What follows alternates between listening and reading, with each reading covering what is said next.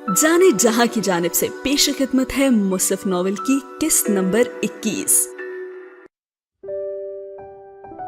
अस्सलाम वालेकुम, मैं आप सबको अपने चैनल नॉवल की दुनिया यानी जाने जहां में खुशामदीद कहती हूँ।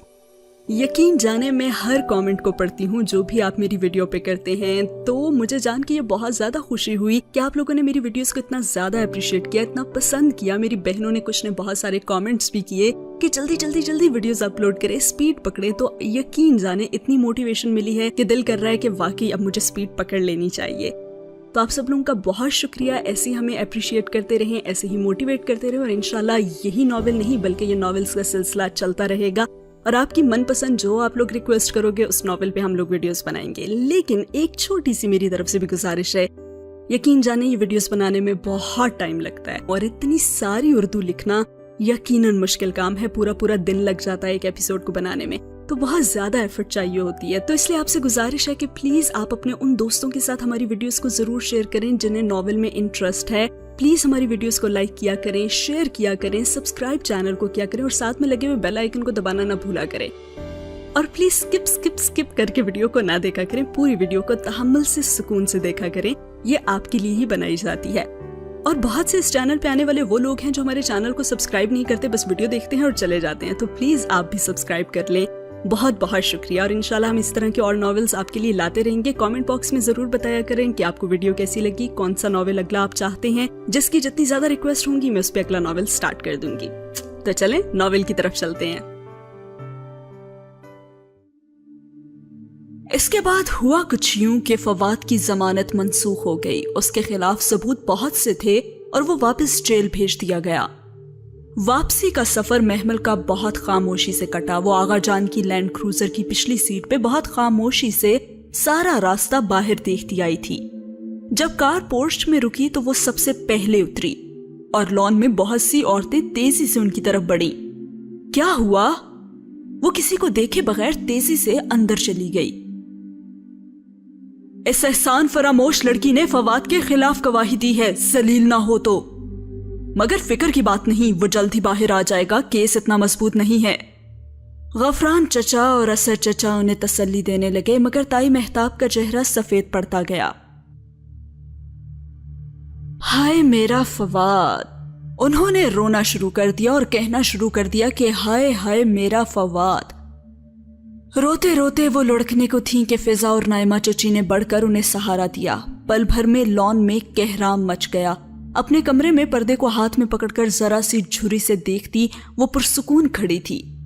काली चादर सर से फिसलकर पीछे गर्दन पे पड़े बालों पे फिसल गई थी और भूरे बाल चेहरे के अतराफ में गिरे थे। वो कांच से सुनहरी आंखें सुकेड़े पुरसोच निगाहों से बाहर का मंजर देख रही थी।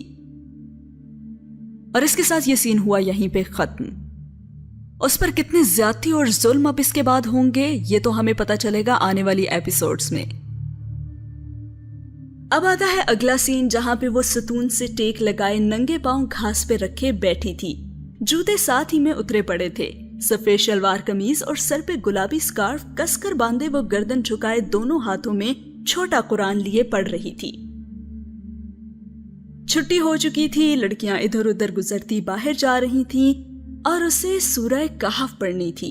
आज जुम्मा था ना। इतने में सारा आहिस्ता से उसके पास आई और बोली अस्सलाम वालेकुम, और वहीं पे पाँव लटकाकर सीढ़ी पे बैठ गई। उसने सफे का किनारा पकड़े सर के आसपास से जवाब दिया और फिर सफा पलटा। सारा अपनी गोद में रखी असाइनमेंट हल करने लगी। महमल ने देखा कि गेट के करीब फरिश्ते खड़ी एक लड़की से बात कर रही थी। वो लड़की मिनमिनाते हुए कुछ कह रही थी मगर फरिश्ते नफी में सर हिला रही थी। उसका असली पुरएतमाद, मजबूत और दो टोक मगर नर्म अंदाज। महमल ने वापस सारा पे ध्यान दिया और उससे एक सवाल पूछा। क्या कर रही हो सारा? फरिश्तेबाजी की असाइनमेंट हल कर रही हूँ। फरिश्तेबाजी ने दी है ना? उलझकर उसने सर उठाया। साथ ही महमल ने उससे सवाल पूछा, अच्छा सारा ये बताओ कि ये दीन और मजहब में क्या फर्क होता है? दीन रिलीजन को कहते हैं जैसे इस्लाम, और मजहब किसी भी दीन के किसी स्कूल ऑफ थॉट को कहते हैं। जैसे इस्लाम में 2 मज़ाहिब हैं, अहले सुन्ना और अहले तशी। جبکہ مسلک کسی مذہب کے اندر کسی طریقے کا نام ہوتا ہے، مثلاً فقہی مسالک جیسے کہ شافعی، حنفی وغیرہ۔ تمہیں سمجھ آئی؟ فرشتے نے سمجھایا تو تھا اس دن۔ اس نے ذرا سی گردن موڑی۔ فرشتے ابھی بھی اسی طرح اس سے بات کر رہی تھی اور سارا بھی اس کی نگاہوں کے تعاقب میں اسے دیکھنے لگی۔ فرشتے کی آنکھیں مجھے بہت پسند ہیں، محمل کے لبوں سے بے اختیار پھسلا۔ ہاں، بہت مشابہت ہے، آئی نو۔ مشابہت؟ وہ ایک دم بہت پرجوش ہو کر اس کی طرف مڑی۔ ہے نا مشابہت؟ مجھے ہمیشہ فرشتے کی آنکھیں دیکھ کر لگتا ہے کہ یہ کسی سے بہت ملتی ہیں۔ کیا تمہیں پتا ہے کہ کس سے ملتی ہیں؟ تو تمہیں نہیں پتا کیا؟ کیا ان کے کزن سے؟ کزن؟ وہ کون؟ ارے چھوڑو، تم مجھے یہ بتاؤ کہ کس سے ملتی ہیں ان کی آنکھیں؟ ربیہ کچھ دیر حیرت سے اسے دیکھتی رہی اور پھر ہنس پڑی۔ ارے تم سے ملتی ہیں محمل، بالکل تمہارے جیسی ہیں۔ کیا تم آئینہ نہیں دیکھتی؟ مجھ سے؟ محمل ساکت رہ گئی۔ اس کا اپنا چہرہ ہر وقت نگاہوں کے سامنے نہیں رہتا تھا، شاید اس لیے وہ اتنے عرصے میں اندازہ نہ کر سکی۔ اس لڑکی کی کسی بات پہ فرشتے ذرا سی مسکرا دی۔ اس کی آنکھیں مسکراتے ہوئے کناروں سے ذرا سی چھوٹی ہو گئیں، بلکہ اس کی اپنی طرح ہو بہو۔ وہ پلک جھپکے بنا اسے دیکھے گئی۔ اس کے بعد کا سین شروع ہوتا ہے جب وہ اپنے گھر واپس چلی جاتی ہے۔ وہ بیڈ گراؤنڈ سے ٹیک لگائے گھٹنوں پہ کتاب رکھے سوچ میں گم تھی۔ بھورے بال کھلے شانوں پہ گرے تھے۔ مسرت اندر داخل ہوئی تو وہ اسی طرح خلا میں گھور رہی تھی۔ ان کی آہٹ پہ وہ اچانک چونکی۔ اماں بات تو سنیں، اماں بات سنیں ذرا۔ ہاں بولو۔ مسرت الماری کھول کر کچھ تلاش کر رہی تھی۔ آپ ماموں لوگوں سے پھر کبھی نہیں ملی؟ نہیں۔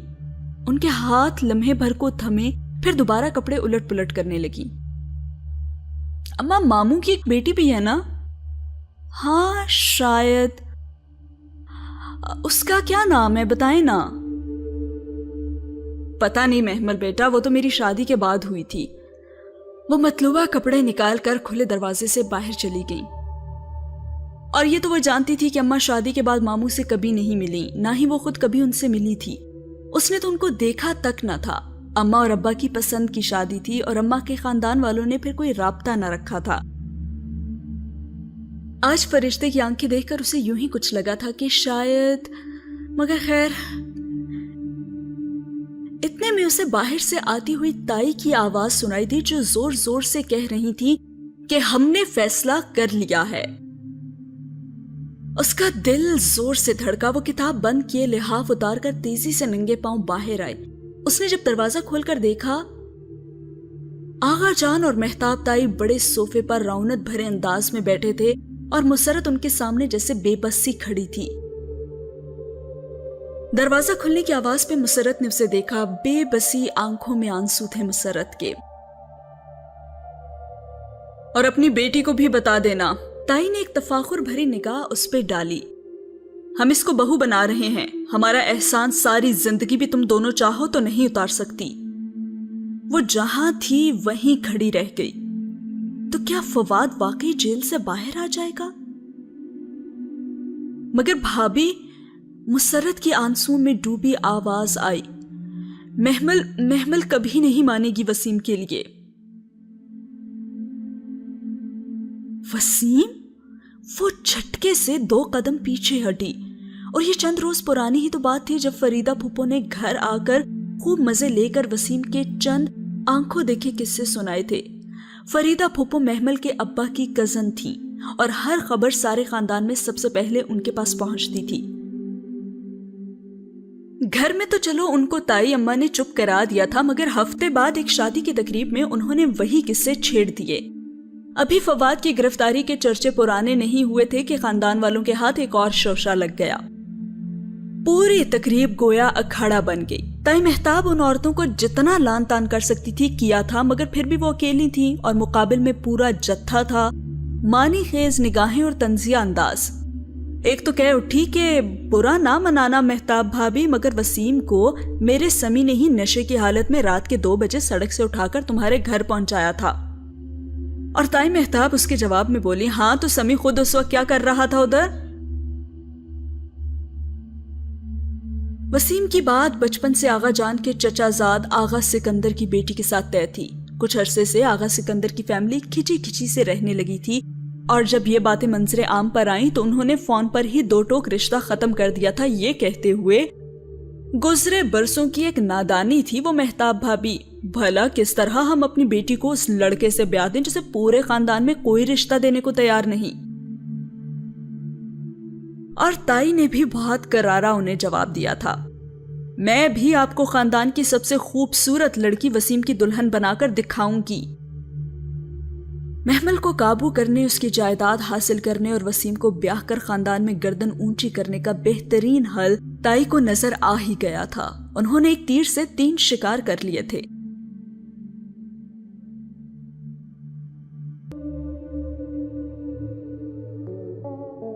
وہ سر جھکائے تیز تیز سڑک کے کنارے چلتی جا رہی تھی، آنکھوں سے آنسو ٹپ ٹپ گر رہے تھے، لمبے سیدھے بھورے بال شانوں پہ پھسل کر کمر پہ گر رہے تھے۔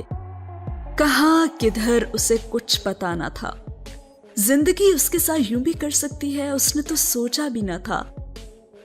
ایک تنگ پھندا تھا جسے اپنی گردن کے گرد کستا محسوس ہو رہا تھا۔ اداس درختوں کی گھنی باڑ آج بھی ویسے ہی کھڑی تھی، شام کے پرندے شاخوں پہ لوٹ آئے تھے، وہ راستہ جانا پہچانا تھا۔ وہ تیز تیز قدم اٹھا رہی تھی جب اس کی سماعتوں نے وہ آواز سنی، محمل رکو ذرا۔ مگر وہ نہیں رکی، اسے نہیں رکنا تھا، وہ رکنے والا راستہ تھا بھی نہیں۔ ارے محمل، وہ تیز دوڑتا اس کے ساتھ آ ملا، بات تو سنو یار۔ پھولی سانسوں سے اس کے بائیں طرف اس کی رفتار سے بامشکل مل پاتا وہ ہمایوں تھا۔ ٹریک سوٹ میں ملبوس وہ شاید جاگنگ سے آ رہا تھا۔ ارے کیا ہوا محمل، مجھے بھی نہیں بتاؤ گی کیا اب؟ اس کے قدم تھمے، بہت آہستہ سے اس نے گردن اٹھائی، بھیگی سنہری آنکھوں سے آنسو مسلسل گر رہے تھے۔ میرا اور آپ کا کیا رشتہ ہے جو میں آپ کو کچھ بھی بتاؤں؟ کیا انسانیت کا رشتہ کچھ نہیں ہوتا؟ نہیں، کچھ بھی نہیں ہوتا۔ وہ تیزی سے چلنے لگی تھی۔ ارے بتاؤ تو، ہوا کیا ہے؟ میری تائی نے میرا رشتہ اپنے آوارہ بیٹے سے طے کر دیا ہے۔ تو تم کیوں رو رہی ہو؟ تو کیا خوشیاں مناؤں؟ وہ پوری اس کی طرف گھومی، غصہ بہت شدت سے ابلا تھا۔